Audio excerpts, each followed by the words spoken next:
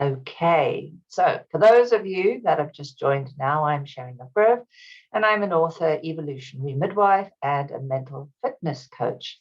And I help professional women with imposter syndrome who are stressed, overwhelmed, and depleted, doing what they can so that they can't be found out they're not perfect, to develop the mental fitness to reclaim back their life and resume their destiny calling with power, purpose, and grace. So today we're going to talk about how to thrive and prosper in your daily life. And I know that I came on live yesterday, but I've been really thinking very deeply about prospering, what goes on in our life, what is it that stops us, all of these kinds of things. And so I've been really thinking about how to present this slightly differently from a lecture, really. So I've been looking at how do we do it from not hearing that same old stuff, that yada, and you just sort of turn off. That's really where I don't want to be today. So I wanted to bring something new and fresh. I wanted it to be different. So I know that I went into the live yesterday and I was talking about trauma a little bit over there. And of course I drew a card, but there are other things that were going on. And I really wanted to talk today about prosperity from the frame of something called the birth matrix. Now, I'm not going to go into great detail about it, but I want to just kind of give an illustration of what I kind of mean and how that might translate out in our life. Of course, I'm going to be using my story. And so, yeah, it was just really interesting because while I was having a discussion with a friend yesterday, I really had a few things that were really resonating for me. So part of the birth process or the birth matrix or the kind of message or signal or any of those kinds of things is really the idea that there is this coax of a condensed system of experience, which when it's very similar will actually have a flavor that will then trigger a whole lot of the same kinds of symptoms. So when you're experiencing a problem in your life, right, what happens is we often end up experiencing a lot of the same thing happening again and again and again and again. And that's because that flavor is attracting a lot of other similar flavors that are part and parcel of our experiences. And in cognitive neuroscience, we would call this the activation of our semantic network. So all the network that has meaning making, all right, is activated. And it goes along a whole lot of threads or tags that allow you to remember things instantaneously. But not just that you remember it cognitively, but that your body remembers it cognitively and responds to it. So the question is, why is this important to understand with regards to prosperity? So what really got me yesterday was the idea that my friend had said something, just this word is that you have got used to living in lack, functioning in lack. And it just dropped for me. And it was just so interesting. So what I noticed in that moment is that I kind of asked her, what do you mean? But I could feel this resonance going all the way around. And the idea is that, we know birth throughout history is wrought with dangers for both a mother and a child. But that birth process can leave a lot of triggers, memory patterns that when triggered, take us into these survival behaviors. And, I have spoken about the survival behaviors before, and most people now know about it, the fight, flight, freeze, fawn kind of behaviors that we develop. And more importantly, these are the behaviors that we develop saboteurs in, all right? So the saboteurs are those parts of us that we, alter egos, that we created, right? We created, they are not us, but we often feel that they are, right? And they are what we're used to in order to help us survive cultural situations. So we're used to it in order for us to stay in a space of belonging, a space of safety. We have had to adopt these particular strategies, all right? So I could carry on there, but I'd like to go back to the birth matrix, because how we experience our birth is often associated along that memory network. And maybe you can think of this memory network very similar to a long string of beads, lots of beads, right? And each of those beads hold a particular set of information. You could probably even think of it as your DNA. Each part of your DNA has a particular set or bit of information that if you missed that bit, there wouldn't be a complete story, right? So this is the same way. You have this string of beads that hold separate bits of information about a particular situation, which they may be similarities, but there's something that's uniquely different about that experience, which we probably wouldn't know in consciousness. And it's only when all those bits come together and the memory is complete, the necklace is complete, and the circuit is closed, that we actually can heal completely, right? Com means with, complete means with completeness, right? So everything in its totality. And that it's only then that we can do that.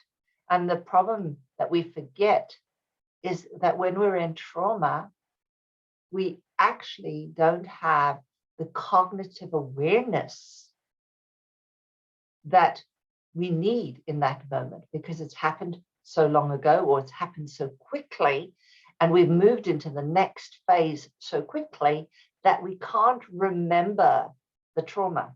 But the body keeps the memory, right? The body keeps the memory. The body knows that memory. And very often we have to get back to that memory in order to heal. So we'll go back to the birth in the matrix just briefly. And I wanted to just kind of explain it in this form. And what I'd like and suggest is for you to think about it in the sense that where in your life, where it resonates, and it probably will resonate in some way, even if it's my story that I tell. I want you to just notice where it resonates, and maybe some things will start clicking for you, and you'll start to understand something very, very deeply. And I'm going to really give you the shift that happened for me yesterday. So in the first birth matrix, this is the first one, we think of birth as a living metaphor. We are in the metaphor when we're in that first birth matrix. Well, we're in all of them, but that first one is when we are totally in connection with our God state, right? We are totally in our experience. We have the light core going all the way around us. We can move freely in this matrix. We have endless connection. There's no moment where we're not touched. No moment. We are totally connected, right? We are, every part of our skin is touched. And not only that, our internal is connected to the placenta. So we're absolutely connected, and we're absolutely safe. Food is on tap, movement is free, and we are deliciously warm. That's why we like warm baths most of the time, yeah? And then things change. In the second birth matrix, the contraction happens. And guess what? What does the contraction do? The contraction's job is to push down. That's what the contraction's job at the top of the uterus is, to push down. And as it pushes down, the baby has to go now through the pelvis, which, yeah, that's okay, because normally the pelvis is big enough unless it isn't. But there at the bottom of the uterus, there's a plug, right? There's a plug. There is, first of all, there is a cervical plug that's sitting there, which has to go, a big mucus thing, which we talk about a show. when we see it in labor. But also you've got a thick, thick cervix. You can't get out of there until it's softened, right?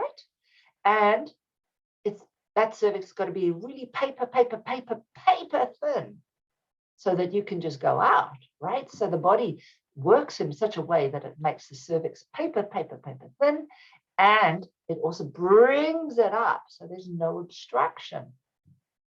But from the experience of being the baby, is you're now being crushed. You're now being rammed into that place. And depending on how aggressive those are, and I remember so many times when I was a nurse where we used to automatically, people would say, we're going to induce labor. And I would just go, oh my God, we're going to induce labor. Why are we going to induce labor right now? Something's trying to come, and I'm just going to close that off. No, my phone was just going off and I was just canceling it there. But the thing is, if you induce labor without preparing the cervix, you are going to have a cesarean section. And that is something that I noticed for most of my ladies, is that certainly when I was training as a midwife, definitely most of them ended up having cesarean sections because the contractions were so strong, and it just was like compounding. And these poor women, but not just that, those poor babies got smashed into the cervix and smashed and crashed down into the pelvis. So quite traumatic for them. So you have the second birth, and there's that situation. And I mean, in a normal time, if you have a slow onset with the Braxton Hicks and the baby slowly gets pushed down and it's very nice and the pelvis is nice and big and it goes in and it just rotates down, and that's great. And everything is good. And, the baby is managing because it's very soft, very gentle. The baby doesn't get a shock.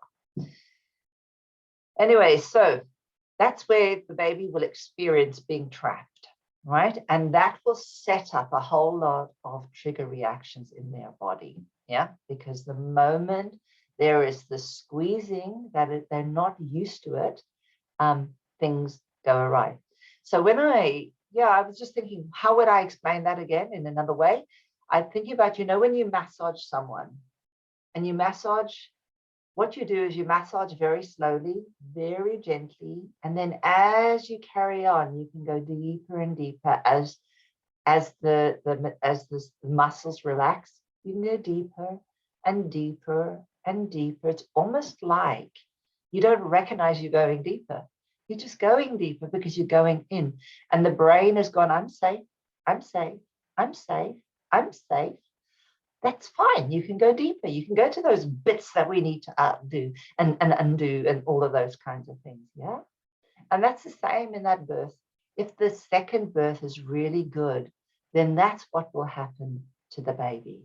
Those squeezes won't be painful. Those squeezes will be delicious and delightful, and they'll feel even more cuddled in a way.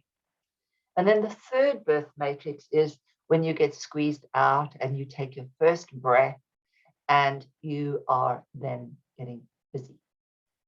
So I didn't want to go necessarily at the whole birth process, but it's really quite interesting when you think about interruptions in any of those flow, all right? Because any interruption of that flow is going to start one of those beads, one of those experiences on those beads, right?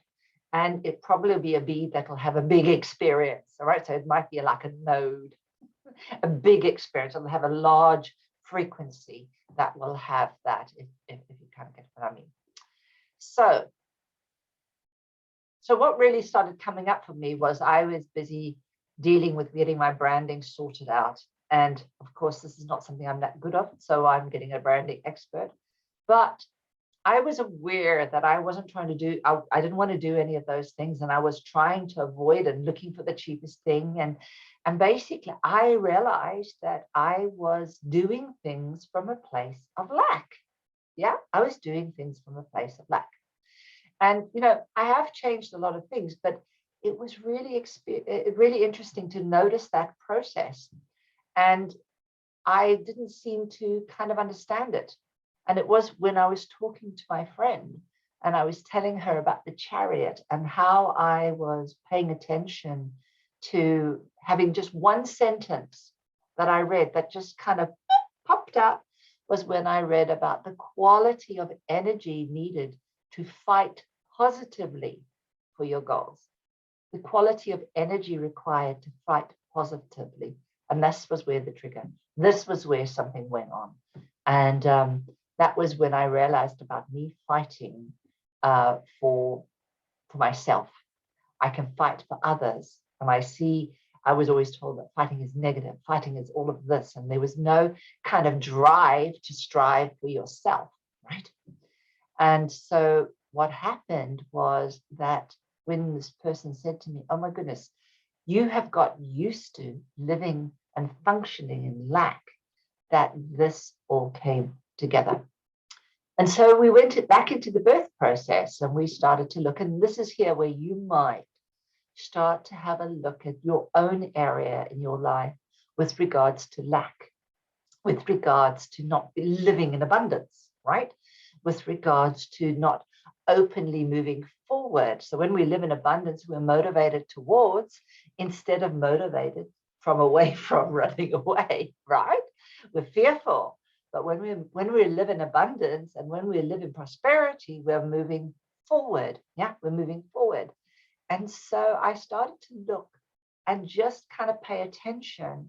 And so I kind of realized, my mother smoked 30 cigarettes a day. She didn't eat really well because she boiled her food to smithereens and she threw the water away. So I ended up, later on having to eat sand. But the thing that really was interesting was that she also, I was an unexpected birth, right? So she was incredibly, incredibly stressed. And at 34 weeks, she had a kidney infection. And while she was in hospital, and she told everybody she never felt a birth contraction. Now she probably did because she thought it was probably kidney pain, but she said she never felt a birth contraction. So even in this part of being in the uterus, I was functioning in lack. I was able to get used to that lack and to build up resources for that. So very often, and they have shown that children that have been born from mothers that smoke have more ability to climb mountains because they're able to function on less oxygen. Isn't that crazy? I don't suffer from mountain sickness at all. But my partner, boy, he got sick straight away. And once we got above 3,500 meters. So it was really interesting how our group was just dropping like flies and I was running up the hill.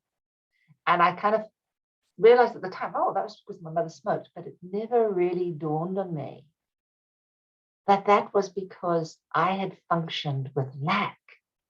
And that had happened even before my birth. And that was quite interesting. And then, of course, when I was born, my mother didn't have any milk. And so I cried for about 3 weeks until eventually the doctor put me on formula and I slept for the first time the whole night through. And my mother ran into my room the next morning. She thought I was dead. So, yeah, I had basically been in lack all the time. And I was striving. So, of course, when we're in lack, what are we doing? We're building muscles in some way that help us become resilient, right? But of course, there's always a downside because if you're building muscles in one way, you're actually diminishing muscles in the other. Yeah. So, yeah, that was really interesting to just kind of notice that also later on, because she didn't eat very well and didn't have this fundamental understanding about vitamins, guess what? I ended up having to eat sand to get my minerals. But during that discussion, I realized that part of that functioning in lack got me to go into this place of victim mentality, right? That in actual fact, even though I thought I was quite non-victim victimful, I was actually in a lot of victim mentality, and how insidious that is. Looking through my life, I was looking at how I would accept crumbs, right? I'd accept love from people that really didn't love me. I was letting others take away from me. I wouldn't fight for myself. I wouldn't step out for myself, and I would give up easily. And I don't know whether any of this resonates for you, but this is how we function when we are always functioning in lack, right? We get by, and we get by okay, but we're in lack. So I didn't even recognize that I was in this place. But what was really interesting, in the middle of the conversation while I was talking to her yesterday, I said, I'd also talked about something, I was feeling really tired, and I think I mentioned it last night, how I was so exhausted after my holiday. And I just felt absolutely, I was lacking desire. And although it didn't seem so high in the agenda, I realized underneath there was this real little bit of depression. And what I didn't recognize in that moment was my power.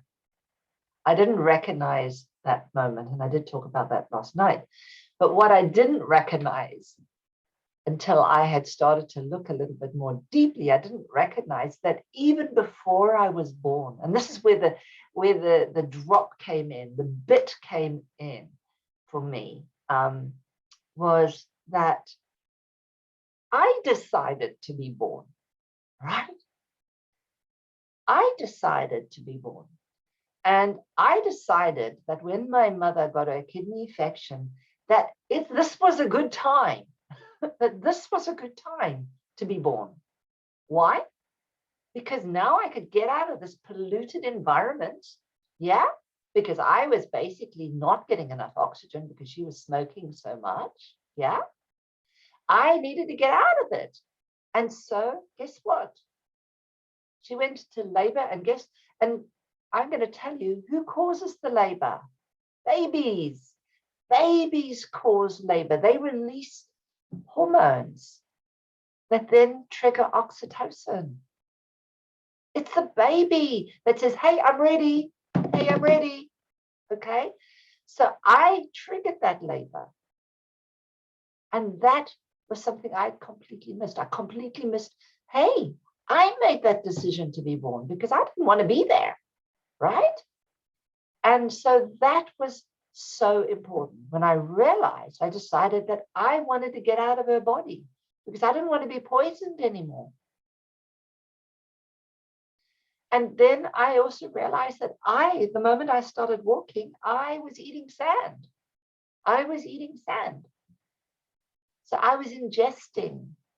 I listened to the land. I listened to myself. And I spontaneously and intrinsically just went and ingested the earth. Yeah.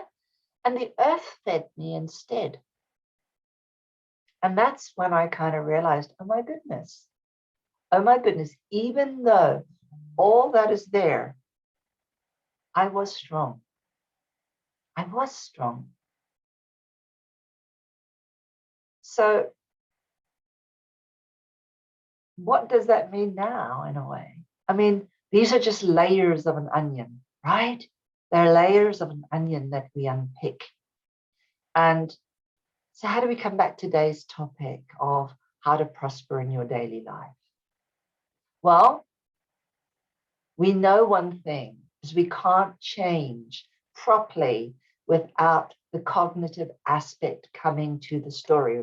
Remember, the cognitive went offline. The cognitive may not have even been fully developed. The trauma has stayed compacted in its time, and it hasn't moved with time.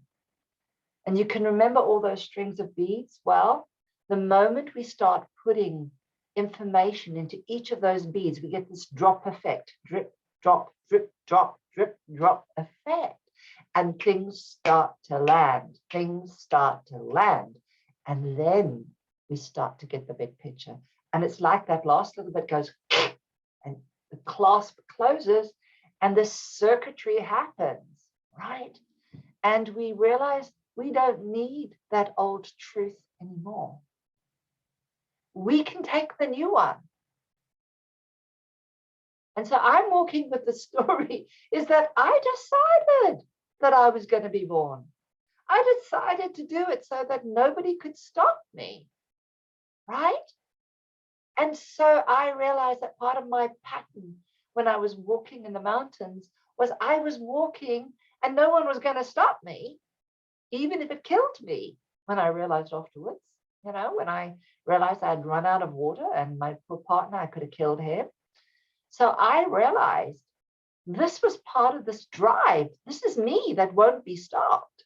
Yeah. And then I realized, oh my goodness, I'm not as helpless as I thought. And I've never been helpless. And that was another bit of a realization that dropped for me. So when we put these strings together, and I hope that some of my story has started to open that strings for you. Last week I was talking about holding a lot of energy for the fact that we unconsciously, as children, have held. And I was busy saying that I was always going on that I wouldn't work with pregnant women anymore because it was too painful, because every time they asked me, do I have children, I would go into such panic. I would just feel embarrassed helping them when I hadn't had children for myself. It was kind of like, I wasn't walking my talk. And I wasn't really paying attention to anything other than the fact I was in reaction. But when I realized what really was the key that was pissing me off, or the key that was holding me and just keeping me in this anguished state and not letting me be free to do what I'm bloody good at, right? When I realized it was only because I hadn't made the choice. I had to accept what happened, right? And I hadn't made the choice. It was done to me rather than me doing it, was when I kind of went, oh, okay, right. I can look back at my life and see some of the choices because of the way things were. And I could see that from a bigger picture. And that took away the pain like that. It was gone. And what does that mean then? What does that mean? When we can just let it go and we can decide. So, yeah, I don't have that unbearable pain when people talk about children. I don't even have unbearable pain when I look at a picture of my great niece now. And can I work with people that want to have children? Yes, of course I can now. Because now I know it's not about me being an imposter.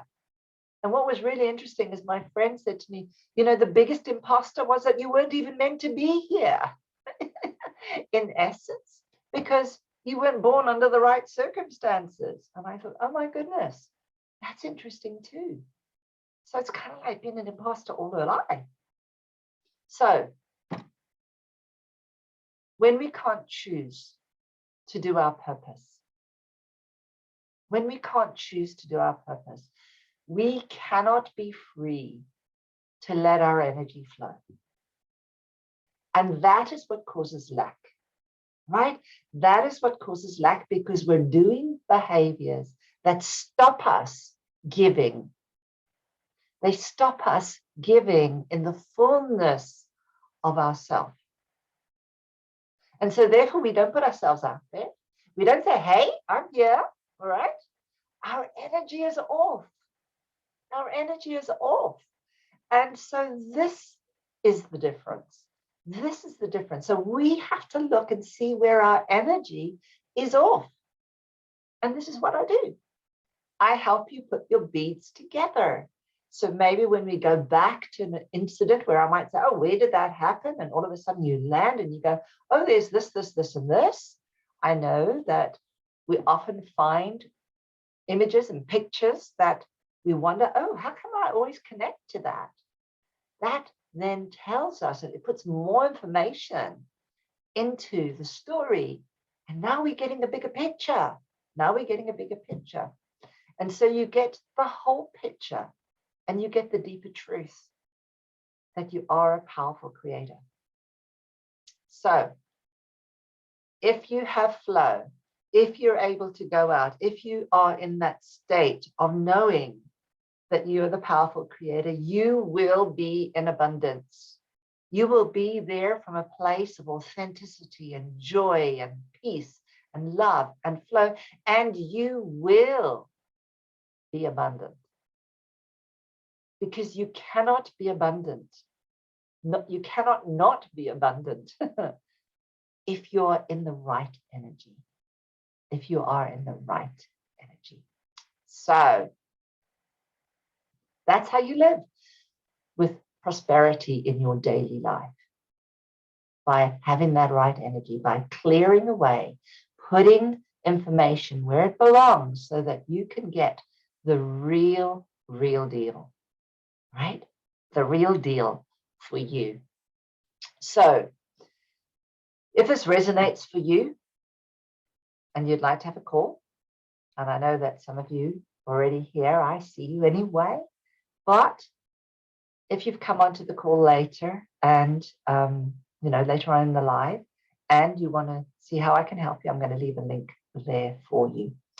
And I want to say thank you to those that have come on today. And if you're on the replay, I'm going to say thank you to you too, so that I really would love to hear how this has resonated for you. And if you can put that in the chat, I really would love to know, because whatever you write in here is going to be infinitely helpful to anybody else, because your story is partly somebody else's story too. Okay? And I really hope that you will be brave enough to do that. Have a lovely week, and I'll see you next week. Take care. Bye-bye.